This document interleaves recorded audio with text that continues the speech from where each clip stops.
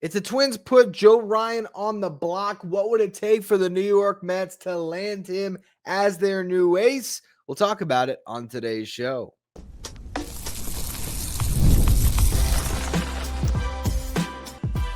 You are Locked On Mets, your daily New York Mets podcast. Part of the Locked On Podcast Network, your team every day. Hello to all you amazing Mets fans. You're watching Locked On Mets, part of the Locked On Podcast Network, your team every day. I'm your host, Ryan Finkelstein. I've been covering the New York Mets on this show since the 2019 season. This is the number one daily podcast on the New York Mets. If you want to find any of my written work, you can do so over at justbaseball.com, where I work as the editor-in-chief.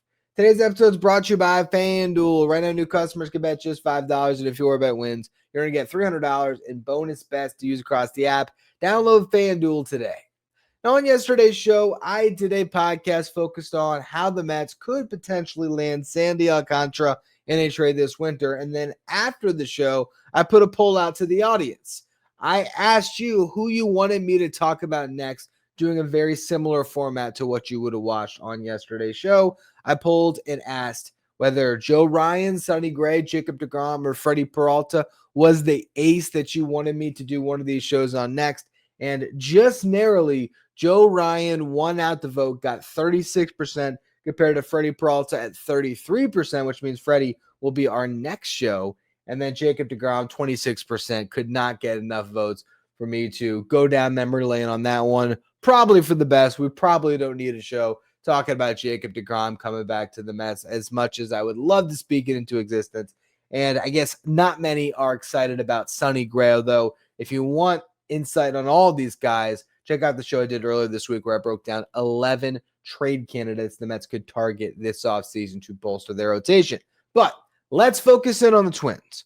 What is the state of the Twins? Are they going to continue what was an absolute fire sale at the deadline? Are they looking to trade Joe Ryan? And also, I want to talk about Pablo Lopez in this episode because he was another one of the starting pitchers I mentioned on that show with the 11 candidates for the Mets to target potentially this winter.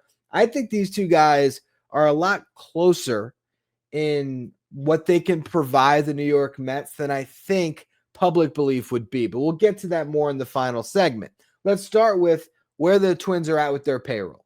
After trading Carlos Correa, though they are still retaining $10 million in his salary in 2026, they now only have two contracts on their books that are veteran-signed contracts. That's Pablo Lopez at $21.75 million in 2026 and Byron Buxton just over $15 million. Everybody else is in arbitration or is pre-arb. Joe Ryan will be in ARB 2. He's projected, according to Spot Track, to make $6 million. So, big gap between Joe Ryan and Pablo Lopez and what they're making for this upcoming season. But I don't know if that's necessarily going to point the Twins to trade Pablo Lopez to clear more salary because they're sitting right now with a projected payroll of $91.5 million. That's according to Spot Track. Fangraphs has them at $95 million.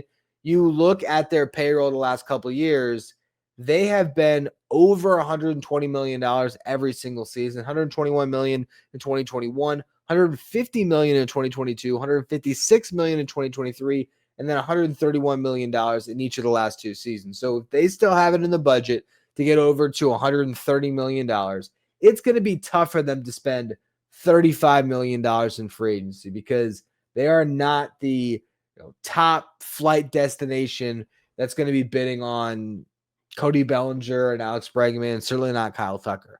They're going to try to pick up some lesser tier free agents, and so they don't have to cut money to be able to spend. I think they already have enough money in their budget to spend to help this team, and this is not a Twins team that is completely out of the AL Central. The AL Central is a very winnable division, and if you look at their rotation, if they did nothing, Pablo Lopez, Joe Ryan, that's a really good 1-2 punch. Bailey Ober's coming off a down season, but he's had success in the past. Simeon Woods-Richardson definitely has a lot of promise. If you remember the name, he was one of the prospects the Mets traded along with Anthony Kay to get Marcus Stroman back in 2019. And he has turned himself into a pretty solid young starter. Still has to put it together for a full season, but Definitely a good option. They picked up Taj Bradley at the deadline. So he is another starting pitcher that they could plug into the rotations. Debbie Matthews is one. McNeil they picked up in the Juan Duran trade. So they actually have a pretty good stable of starting pitching, which again could point to, hey, we'll trade from it and try to help your big league roster. The other side of that coin is you could just keep all these guys, sign some free agents, see what happens in the Central, and if you're not in it at the deadline, you can still trade Pablo Lopez and or Joe Ryan. So they're sitting in an advantageous position in that regard where they do not need to feel the pressure to trade these guys. They have them for control for 2 more seasons, and in that division, anything can happen. Now, when it comes to what they have around their lineup and what they might look for in a trade, center field, Byron Buxton has that locked up. Luke Keyshaw had a very good rookie season, albeit 49 games. He looks to be their second baseman of the future. Brooks Lee is their current answer at shortstop, but they could definitely use one there. Royce Lewis right now should be their third baseman, but he can't stay healthy. The outfield outside of Byron Buxton, they lack some real talent out there, and they don't have a clear catcher of the future either. So they really just need bats across the board. That is what this team needs. They need bats. And so if they can trade one of these pitchers and get 3-4 functional pieces for their present and into their future, they might be in on it. Obviously, it's going to take some top prospects. But what I want to talk about in the next segment is which Mets players would interest the Twins. And we'll get into the shape of a trade. And then the final segment, we'll run through the mocks. But before we get to any of that, though, a quick word from our sponsors. Today's episode is brought to you by Prize Picks, the daily fantasy app where making the right call can actually pay off. You make decisions every day, but on Prize Picks, being right means you can cash in. With football back, Prize Picks is the simplest and fastest way to get in on the action where you pick just more or less on 2 to 6 player projections, and you can turn your takes into real prizes all in 60 seconds. It's that easy. It's quick, and honestly, it's my favorite way to follow along with football. I love checking the projections to see what are they projecting Josh Allen for this weekend when it comes to his passing yards. How about Saquon Barkley? You can look at those projections, build out your lineup, and the best part, even if one of your picks misses, Prize Picks invented Flex Play, so you can still double your money. Download the Prize Picks app today and use the code LOCKEDONMLB to get $50 in lineups after you play your first $5 lineup. It's code LOCKEDONMLB on Prize Picks for $50 in lineups after your first $5 play. Prize Picks. It's good to be right. If you're watching on YouTube, do me a favor and hit that subscribe button. Help us get closer to our next goal of 15,000 subscribers. We're within 300, so we're getting closer and closer to getting to that goal. Really do appreciate all of you. Continue to subscribe.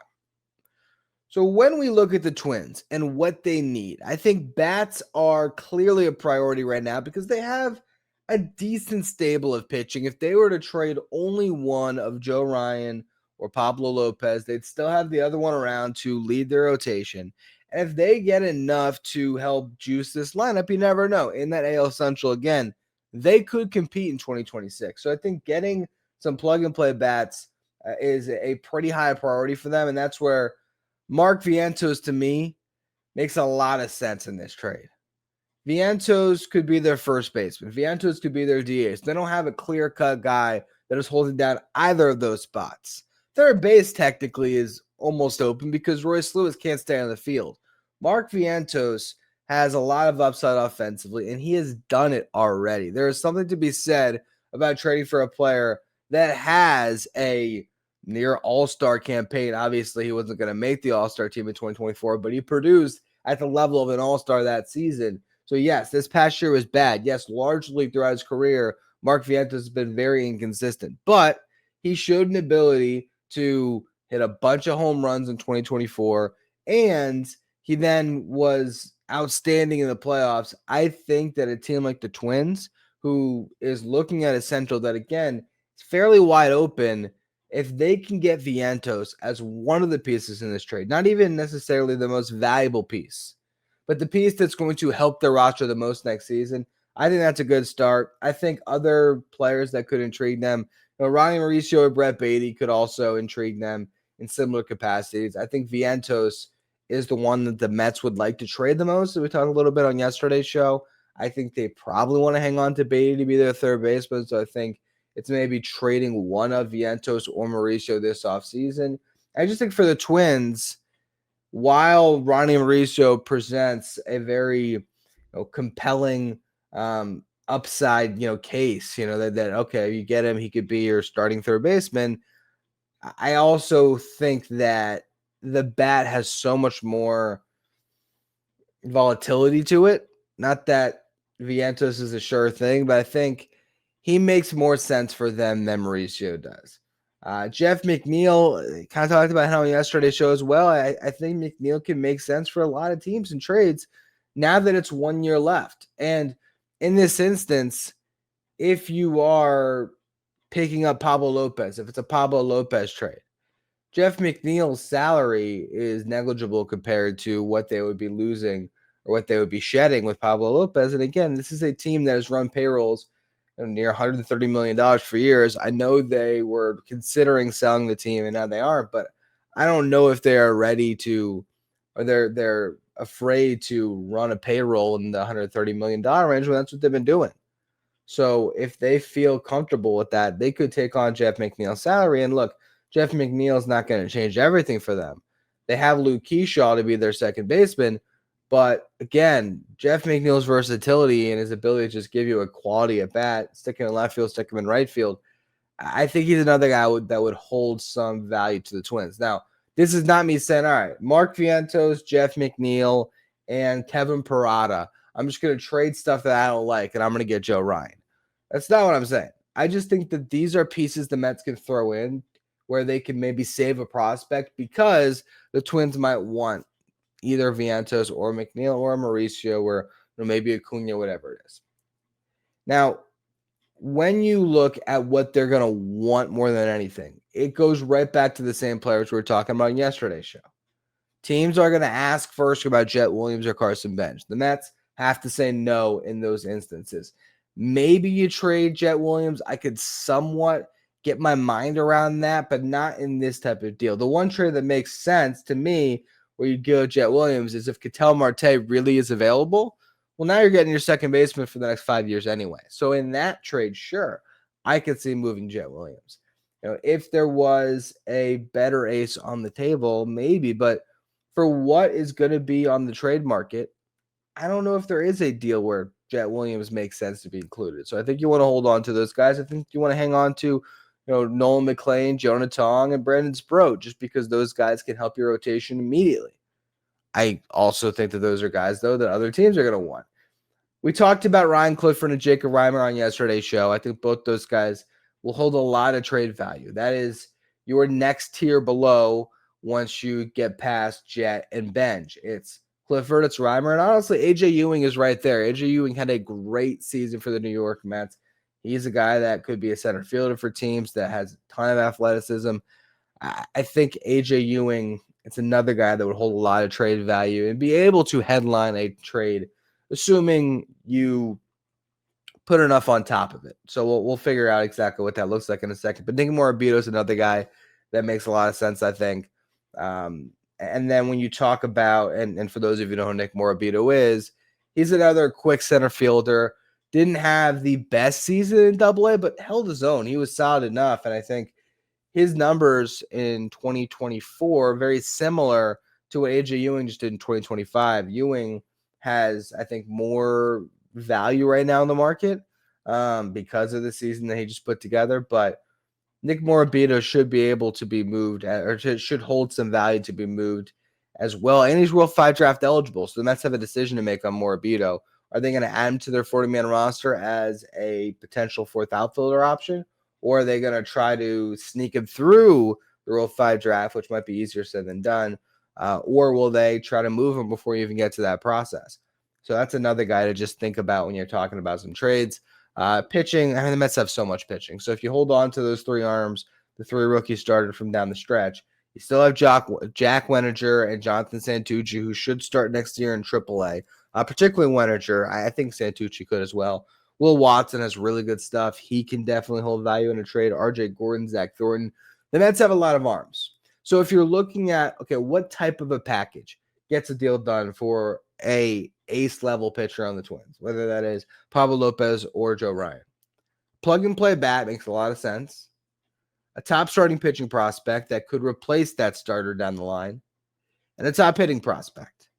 I think with Joe Ryan, you're going to need to give up something of real value that's going to move the needle, because Joe Ryan should conceivably create a bidding war amongst teams. And you're going to have to be the team that puts together the best, prospect potentially to get a deal done. With Pablo Lopez, I think you can piece things together, and it doesn't have to be nearly as much that you're giving up, just because he's making $21 million compared to a guy that's in arbitration making $6 million. And that does make a difference to these teams. I think it's interesting too, because when you compare Pablo Lopez and Joe Ryan, the production has not been that different. 2023, Joe Ryan had a 4.51 ERA in 29 starts. Pablo Lopez had a 3.66 ERA, 194 innings pitched. 2024, Joe Ryan pitched with a 3.60 ERA, 23 starts. Pablo Lopez and 32 starts pitched to a 4.08 ERA. So you had Pablo Lopez, who was better in 2023. Joe Ryan was better in 2024. Both of them were very good in 2025. Joe Ryan pitched to a 3.42 ERA in 30 starts and 171 innings pitched. Meanwhile, Pablo Lopez wasn't able to stay healthy, but he had a 2.74 ERA when he was on the mound in 14 starts. So I think Joe Ryan's the better strikeout pitcher. He's slightly younger, not even that much younger, to be honest. He's in arbitration. I think he holds more trade value. They might ask for more in return, but I don't even necessarily think that that's the better option for the Mets. I could be talked into Pablo Lopez being a better option for the Mets when you compare costs. So that's what we're going to talk about next year. I'm going to give you a mock trade for each of these guys, and then we'll just go through what would make the most sense for the New York Mets.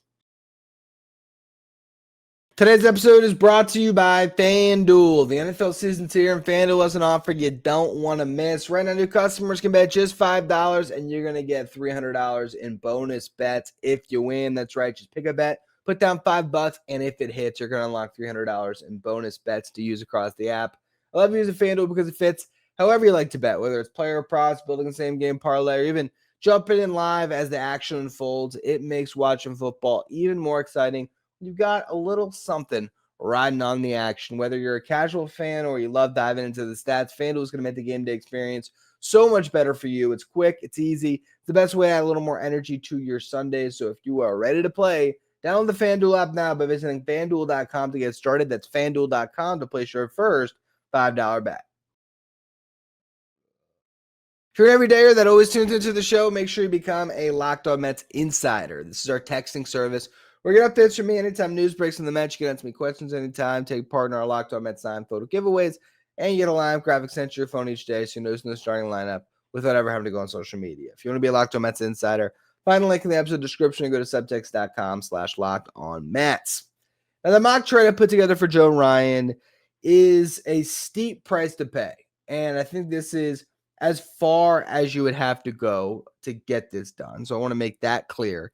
This isn't, the first offer that I would put out there because Joe Ryan's that incredible. I just think if there's a bidding war that ensues, or if that is what they're trying to drum up, you're going to have to give us some pieces that move the needle. I think the piece that moves the needle the most I'm going to put on the table here is Brandon Sproat. For the right pitcher, I'd consider trading Sproat. And I don't even necessarily know if Joe Ryan is the right pitcher, but he right now, if you're talking about who could be on the trade block, and Tarek Skubal is an interesting guy that has now seemingly entered the trade block. I talked about that on, I think it was Monday's show, where I don't believe that Skubal will get traded just because it's so hard to meet proper value. It's a rental ultimately.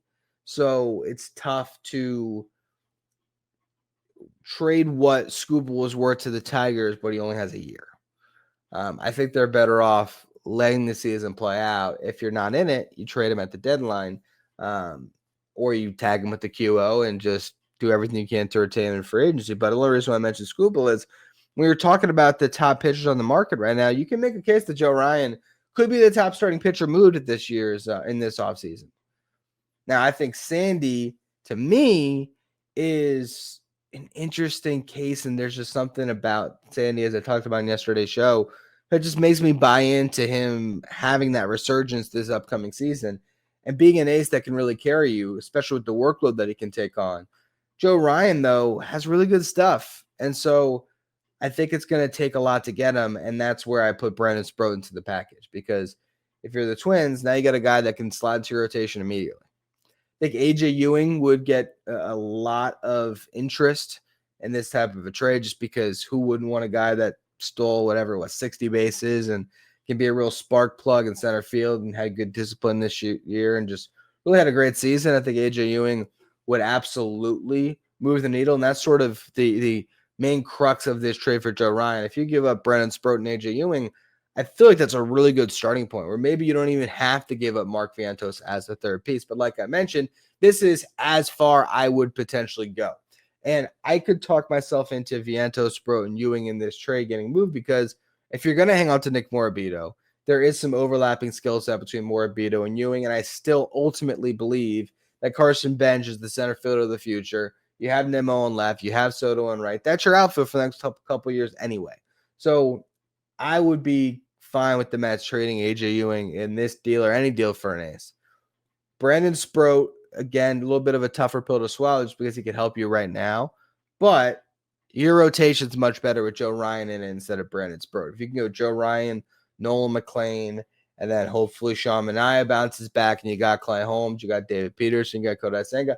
It's a pretty good rotation if you can make this one move. So I could get my head around Sproat. I just don't think that it makes sense, certainly to trade McLean, but even Jonah Tong, you got to remember this is the most dominant pitcher in minor league baseball last year. So I don't think there is a move where I put Tong on the table. I really don't. So again, the package there for Joe Ryan's Vientos, Sproat, and Ewing. For Pablo Lopez, the package I put together was Jeff McNeil. Remember, they're going to shed salary, so picking up McNeil's salary would not be the end of the world. Ryan Clifford is going to be the headlining piece to give them a bat with pop. And I figured if you're going to put Clifford in a trade, having Mark Vientos in that trade as well, overlapping long-term when you talk about defensive versatility and what they can bring to the table, their best positions probably are first base. So for Clifford, I think if you have him as the headlining piece in the deal, maybe Vientos doesn't fit that same package, but McNeil could. Especially the Mets ate down the money a little bit. Now you have a guy that can play left field for you, play right field for you, can play second base if Luke Keyshawn needs today. He's just going to give you a better at bat than a lot of the guys they already have on the roster. So I think he would hold a little bit of value potentially in the Pablo Lopez type trade. And that's really it. Those are the two packages. I think, again, when you look at the prospects the Mets have, they have an ability to put a different name in there instead of Jack Wenninger, and they have a lot of different options. They have the ability to put somebody else in there instead of a Nick Morabito or a Ryan Clifford. But you have to give to get, and I would be willing to give up a pretty good return here to get Joe Ryan. I still think that the production between Joe Ryan and Pablo Lopez has been so close, and age-wise they're so close, but value, I think it's going to be a completely different conversation, because one is, sitting on the final couple years of a pretty lucrative contract extension in Pablo Lopez. The other is just waiting out the clock to get to free agency. It comes a lot cheaper and a lot tougher to part with in that sense. So I think when you think about it that way, I'd almost be more inclined to trade for Pablo Lopez, because you might be able to hold on to some stuff. I don't know if you have to give up Brandon Sproat in a Pablo Lopez trade. I don't know if you have to give up, again, Mark Vientos in a Pablo Lopez trade. And because you're taking on so much salary, you might be able to dump a little bit of salary in this move.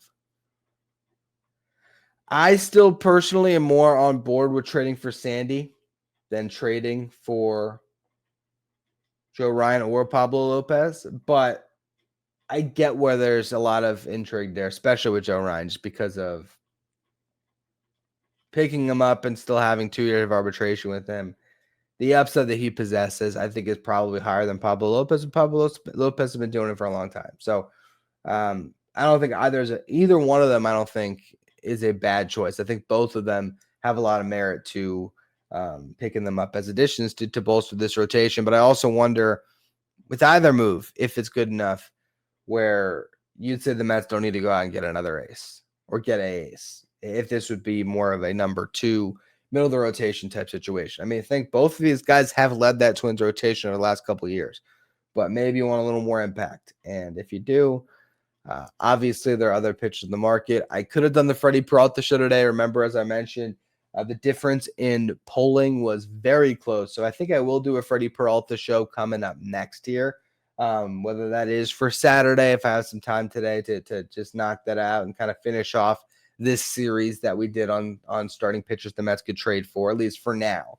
As who knows, if the Scooble stuff can keep picking up steam, we might have to completely revisit that topic. But yeah, so that'll be your next edition of Locked On Mets. And we could see a World Series matchup coming up soon here. We could see things finish off, and the sooner that we get into the World Series, I feel like the sooner the Dodgers are going to roll whoever they're facing, and the sooner we're in the offseason, where all of a sudden the Mets could be negotiating with Edwin Diaz and Pete Alonso up to the World Series, and maybe we get the first big news of the offseason if they jump ahead and sign either of those guys. Or, if they don't, it'll be very fascinating to see how the Mets are going to play these markets this offseason. I can't wait to see what a sense of urgency hopefully does for David Stearns and how he is going to try to, attack their need for an ace, and whether any of these guys that we're talking about are ultimately the fit for the Mets to go all after and to put the chips on the table for and to make a trade. So, again, that'll be all for the show. Follow, rate, review, wherever you get your podcast. If you're watching on YouTube, hit that subscribe button. Thank you for making Locked On Mets your first listen, your first watch every day, and after your second watch, head over to YouTube and check out Locked On Sports Today, the first ever 24/7 streaming channel on YouTube that covers everything in the world of sports. The local experts for each team, league-wise for each league. You can find Locked On Sports Today streaming 24/7 on YouTube.